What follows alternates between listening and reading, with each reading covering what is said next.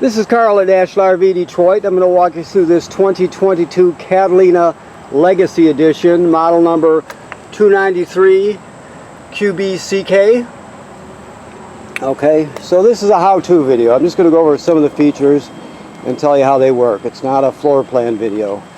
So, okay, so you have regular stabilizers here, just scissor type stabilizers. Let me look underneath here. Right here, there's a, I'm getting water here, hold on. I want to get it on my camera. Alright, it's right there you can see there's a quick connect for the LP system. So, to use this griddle here, you're going to plug this end of the hose into the quick connect underneath the trailer, and this end will go, let me see if I can get this out here with one hand, yeah. This end will go on the back right here. So you have to plug it into the LP system to use it. Alright. You have a sprayer also, a coiled sprayer, and that's your quick connect there. There's going to be at least one spray port, probably two, on this trailer where you can plug that in to use it to hose things down, spray them off, whatever you need to do. Alright, you have a power awning with LED strip, two outside speakers. Now this is your black tank flush here. So, I mean, the most common way to get water to the tank is with the city water on the other side. And then of course there's a fresh water fill over here, which I'll show you. But after you dump your black tank, by pulling the black tank gate valve, you can leave that open and then put the hose from your dump station on here, turn it on, and spray out the inside of your tank, clean it out really well, and also clean off the sensor so you get an accurate reading on your monitor panel. Like it says on this sticker here though, always make sure your black tank flush valve is open before you turn the water on. Okay, so this is a range hood vent right here. Just remember, when you're venting to the outside using the range hood fan, you want to push up on those tabs so the baffle in there flaps freely. You always want it flapping freely when you're venting to the outside, otherwise it won't vent very well. So make sure you open that up. When you're traveling, you can always just snap it shut, or when you're in storage. But when you're venting, definitely open it up. Alrighty. You have your water heater here on the outside. Let me look and see what we have here. Okay. So this water heater. Sorry about my camera work. This water here is both gas and electric. So there's an electric heating element behind this cover here. There's also a switch right here, a rocker switch on and off. That controls the electric heating element behind this cover. So keep in mind, there are switches inside also, but you have to turn that on in order to use the electric heating element. You never want to use the heating element, or the burner for that matter, unless you have water in the water heater tank. If you've drained it, make sure you refill it before you turn it on. That's important, okay? Now you can drain it right here. It takes an 1 1/16 6-point socket with a 6-inch extension and a breaker or a ratchet to break it free. So that's where you drain. It's got an anode rod on it, so it's long, about 6 or 8 inches long. But that is the drain plug slash anode rod. Never work on this or drain it when it's under pressure or when it's hot. Always release the pressure first and let it cool down. This is just signal out and power. If you want to put a TV out here. Let me look at this right here. Let me reach under here. Please bear with me. Okay. So there's a hex on the end of that. If you follow this hole all the way to the frame, there's a shaft sticking out with a hex on it. It looks like a 3/4 inch hex. So you could put a ratchet on there, for example, and you could actually run the slide room in and out. If you have a failure, let's say your motor fails for some reason or something, you can always crank it in and out using that shaft right there. Okay? It's a good thing to know. Okay. This is your power cord. We're not plugged in right now, so there's your power cord. 30-foot, 30-amp cord. This is your hitch, of course. It's a Husky centerline weight distribution hitch with built-in sway control. We're going to show you how that operates when you pick up. And you have solar panel on this vehicle, this trailer. So let me see if I can get a good picture of it here. Bear with me, please. This is your solar controller. Right now you've got 12.9 volts in your battery. You can see it right there, which is excellent. If you scroll through, I'm not going to go through everything. I'm just going to show you right there. Right now we're gaining 13.74. You can see the picture of the solar panel going to the battery. So right now we're gaining almost 4 amps from the sun, and that's being stored in the battery, okay? You have to read up to learn all these functions. But I mean, that's 12.9 volts now. And we're gaining nothing. It just switched. See, this is important. If it's not showing that you're gaining any amperage, even though it's sunny outside, generally speaking, that means your battery's totally charged. So keep that in mind too. So they were back to 13.3 volts. So that's your solar controller. It just gives you an idea how much voltage is in your battery and then how much you're gaining from the sun. Okay. Of course, this is your deep cycle marine battery. That's where that's where your energy is stored. Of course, you have 2 LP tanks with an automatic changeover regulator, which is both tanks are full right now. This is a kill switch for your battery. So if you ever want to shut your battery off, disconnect it from the trailer, like when you put it in storage, you can always shut it off there if you need to. This is your power tongue jack right here. Now this obviously goes up and down, and it's got a hitch light on it. But if this ever fails, you can use a ratchet or a crank, but you can get a socket on that right there, and you can actually crank this manually too. So you can always get yourself out of trouble when you're traveling. Now if I can get it to go back on here, please bear with me. There we go. So that's another way you can get yourself out of trouble. Okay, let's move on a little bit. Let me look on this side. I'm looking for cranks that I haven't seen yet. They might be in the trailer. Either way, I'll make sure they're in there for you, but I don't see them yet, so I'll keep my eyes open for them. This is your dump hose right here, and then this is your reducer for your power cord. It's a 30 amp power cord. You can reduce it from 30 down to 20, so you can plug it in at home and use the lights and everything, so you can pack up your trailer, that sort of thing. Cable and satellite through to the entertainment area. Walk past your slide room. This is where your 30 amp cord hooks up, of course. This is just a shower / sprayer, right? You've got gray tank right just here, and then you got a black tank valve there. That's the black tank is toilet water and waste. So if you leave it open like that after you dump it, that you can hook the hose on the flush system on the other side, like I said, and you can actually flush it out. That's your gray there. Okay. There's low point drains here. Those have to do with winterizing the trailer. You have a rack that folds down, so you can put stuff back here. This housing up here tells us is pre-wired for a backup camera, so you can always add a backup camera if you want it. You make sure you get the Furion camera that fits in that housing. While we're looking up, the manufacturer states you should inspect the roof every 90 days. So you can go up there or send someone up there. Just look around, check out the sealant, make sure there's no cracking or separation where water can get in. Make sure there's no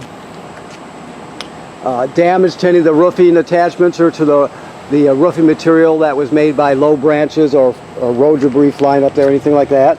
So you keep all that in mind. Now, I'm going to leave this up because I only have one hand and I can't put it down one-handed. So this right here is your city water hookup. That's where you put the hose on. That's the most common way to get water to the trailer. This is your fresh tank fill right here. So if you're camping someplace without city water, with no plumbing on the campsite at all, you can pre-fill your fresh water tank and then use the onboard pump when you get to the campground to pump the water. Everything will work as though you have city water, even though you'll be pumping it out of the tank. So 2 different ways to get water. That's the sprayer port I told you about right there. Okay? Alrighty. To drop this down, obviously you pull these pins and right here, take the clips off, pull the pins, and you can set it down flat. And you also can lock it down flat too. Okay. Hopefully I'm making good sense to you. Okay. So this is your control panel. So you got your awning right here, like here. It's a power awning. Here, let me turn on the light here. Right there. So there's your power awning. Retract it. Never leave it out unattended. If you're not going to be at the campsite, roll it in. This is for your slide room right here. All right. To turn your water pump on, it's right here. Remember I told you that's to pump water out of the fresh water tank if you don't have city water. It's also used to winterize the trailer. To light your water heater on gas is right here. Right. Remember I showed you there's a switch outside in the lower left hand corner where you can control the electric heating element too. Never run it without water in the tank. Alright, these are how you check your levels here. You can see you have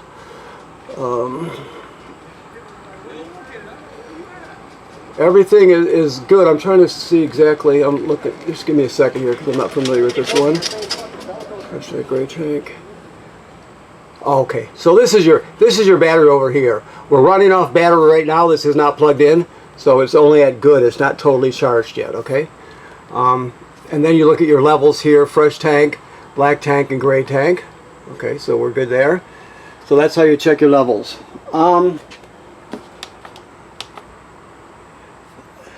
That's your Bluetooth connection up there.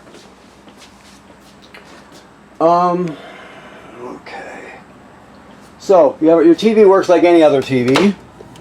You have to remember that it's green like that. See the LED is green. You can shut this off, but you don't want to do that. You want it on whenever you're using the TV. Anytime you're using the antenna, you want it on. Because if you shut it off as a digital signal booster, and you won't get a good picture or signal, okay? So you want that on.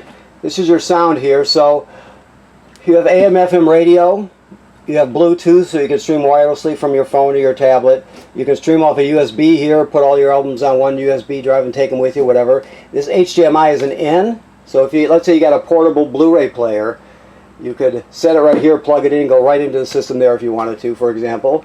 You have two speaker zones, zone 1 and zone 2. 1 is inside the trailer, 2 is outside the trailer, so it does everything you need and then some. I'm kind of looking for the remotes here as I go. I didn't prep this trailer obviously, so I'm in the dark here. Now with your awning light, you can change all these colors, right? You can just put on regular white light. You can make it do all kinds of things. So that's what that is. Your TV remote is there. This one here is for the fireplace. So this fireplace is a really good. It has a 2-speed fan in it, and so it's a really good space heater. Oh, I'm not plugged in right now, so I'll just have to talk through it. Here's the remote here. So basically, you're going to be able to change the color of the crystals. You'll be able to change the color of the fire. You can set the temperature and also your fan, and it also has a timer on it right there, so you can set it to turn on and turn off whenever you want to. So it does all that. And like I said, it's a good space heater. So I mean, you've got a limited supply of LP gas. So on those mornings or nights when you don't quite need the furnace, you can just run this. It runs off campground electricity, and you can be saving your LP for another day, which is a good thing. These are just some toilet paper hanger and an extra collar that comes with it. This is all your literature for the trailer and all its components. Okay. I just want to look around too as I'm going. Like I said, I'm not familiar with this totally yet. So here's your obviously your keys. This comes off here because it's not winterized now. I'll have him take that off. It's actually de-winterized because we're in summer right now, so it has water in the system. I'll make sure he cleans that off, okay? Your microwave works like any other microwave, alright? This is your range hood here, so you have a light in it, of course, and then you have the fan. If you're using the fan, make sure you open the baffle on the outside, okay? I don't know if he's got the gas turned on either. This switch here is actually for your refrigerator. You've got a 12-volt refrigerator here. It runs on a 12-volt compressor. You can turn it on and off there if you choose to. Just make sure when you travel you have this latch so your doors don't fly open and get dented and that sort of thing. But that runs on 12 volt DC. Let me see if he's got the gas turned on here.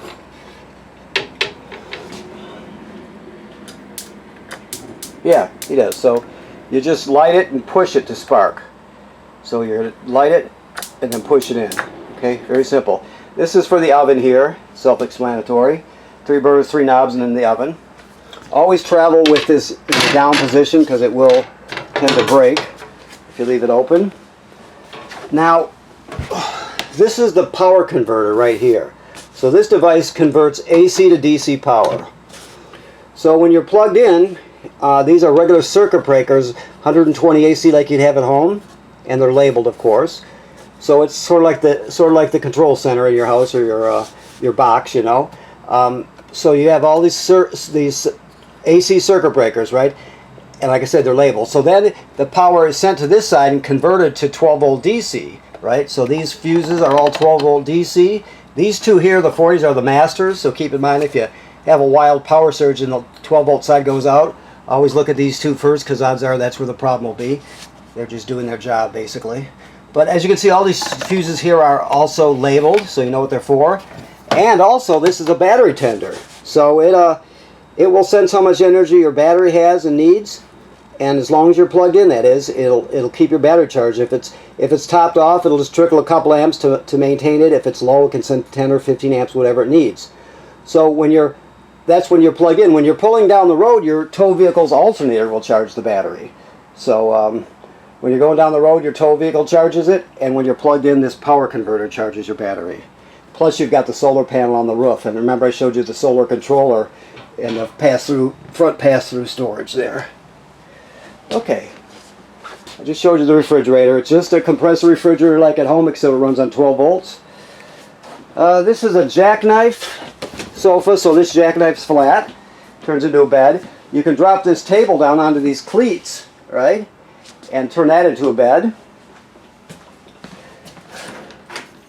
Your bathroom, you have a fan, obviously. You have a GFCI. Remember, all the plugs in the trailer are wired through GFCI, so if you're using the plug outside and it pops, you'll reset it here. Sink and shower work like any other sink and shower. The toilet is an RV toilet, so the thing to remember, that's the flush pedal right there. So after you hook up your power and your water, you'll come inside, put a dose of chemical in the bowl. Then you're going to stand here until about a gallon of water goes in, along with the chemical, goes into the black tank, and you're all set to use it. You can't use it dry. If you do use it dry, the smell will be terrible. Plus, it can get clogged up. So always start off with at least a gallon of water and chemical. Alrighty. This is your thermostat. Let me see if I can get more light here. I guess I can't.